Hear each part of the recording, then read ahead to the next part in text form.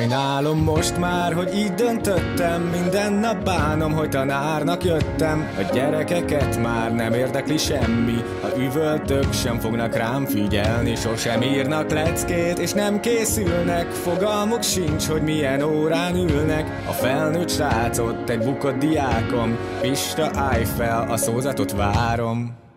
Tanár úr, most én nem élnék ezzel a lehetőséggel. Kezd el, nem érdekel. A szemhez kezdődik úgy, hogy jó kedvel, bőséggel. Ez két egyest érdemel. Azt mondják, hogy többször már nem szabad megbukni. Ezt a rohadt negyedik osztályt le kéne már tudni. Nem vagyok hülye gyerek, azon tűnődtem, hogy lehet, hogy az átlagom idén akár egy alá is mehet.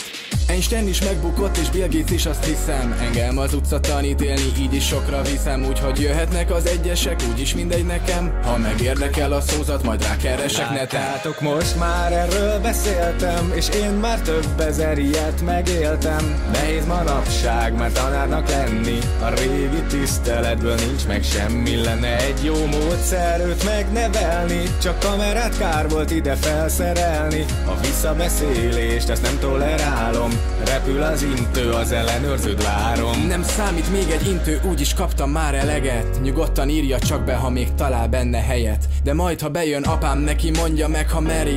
Úgyis most szabadult, majd biztosan jól elveri. Az meg, hogy már 5-ször megbuktam, és idén sem lesz másképp. Az nem az én hibám, hanem az oktatásé. Agyon nyom a suli, bent vagyok vagy 9 órát. Este meg magolom a jambusz definícióját. És azt mondja meg, miért ez a kötelező? Mert ez a Shakespeare nehezen megérthető.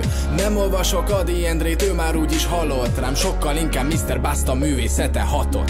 Azt a durva, ez tűrhetetlen. Hogyan lehetsz ennyire műveletlen? A tanterv trágya, nem szereti senki. De ez van, sajnos nem tudok mit tenni. Ma este újra nyugtatót kell szednem. Lehet, hogy majd 2 is be kell vennem. Egy cigire gyújt rá, pedig előtte állok. Elegem van belőle, taktikát váltok.